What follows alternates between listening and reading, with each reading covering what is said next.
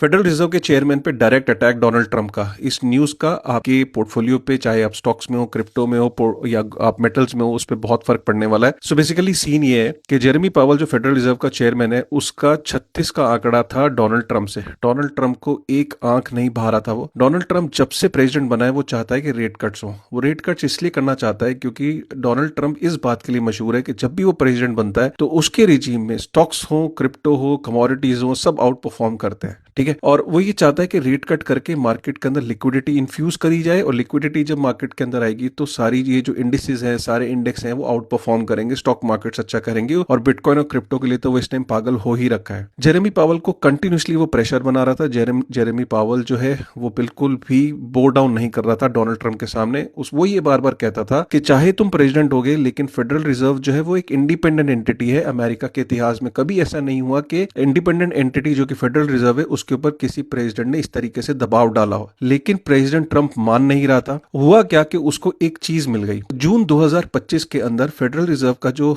Chairman है Jeremy पावल, इस पे एक इन्वेस्टिगेशन शुरू हुई। इन्वेस्टिगेशन इस बात पे कि फेडरल रिजर्व की जो बिल्डिंग थी, जो कि 90 साल पुरानी बिल्डिंग थी, उसका रेनोवेशन का काम चल रहा था। उस रेनोवेशन के दौरान $2.5 बिलियन जो है वो खर्चा हो गया। तो इन्वेस्टिगेशन ये शुरू हुई जेरेमी पावल पे कि उसने पब्लिक का पैसा, अमेरिकन पब्लिक का पैसा एक रेनोवेशन पे इतना बड़ा $2.5 बिलियन खर्चा कर दिया। चलिए, तब से ये जब खबर चल रही थी तब तक जेरेमी पावल चुप बैठा था। लेकिन अभी अचानक क्या हुआ? अभी ऐसा हुआ कि डिपार्टमेंट ऑफ जस्टिस ने वो जो इन्वेस्टिगेशन चल रही थी उसको क्रिमिनल इन्वेस्टिगेशन में कन्वर्ट कर दिया है। तो क्रिमिनल चार्जेस लगा दिए जेरेमी पावल पे। जेरेमी पावल अब चुप नहीं बैठा। उसने वो सामने आया, उसने एक वीडियो रिलीज किया। उस वीडियो के अंदर उसने बोला कि अब जो मेरे ऊपर ये क्रिमिनल इन्वेस्टिगेशन जो शुरू हुई है डिपार्टमेंट ऑफ जस्टिस की, ये कहीं ना कहीं इसीलिए शुरू हुई है कि जो मैं बो डाउन नहीं करा, जो प्रेशर्स के लिए, जो कि मेरे पर प्रेशर बनाया जा रहा था रेट कट्स का और इसका, तो मैं इसलिए बो डाउन नहीं करा है। तो इसीलिए मेरे ऊपर कहीं ना कहीं ये जो इन्वेस्टिगेशन शुरू की गई है। ठीक है, और उसका ये भी कहना है कि रेट कट्स मैं करता, लेकिन तब करता जब अमेरिका के हित में, अमेरिका की पब्लिक के हित में होता।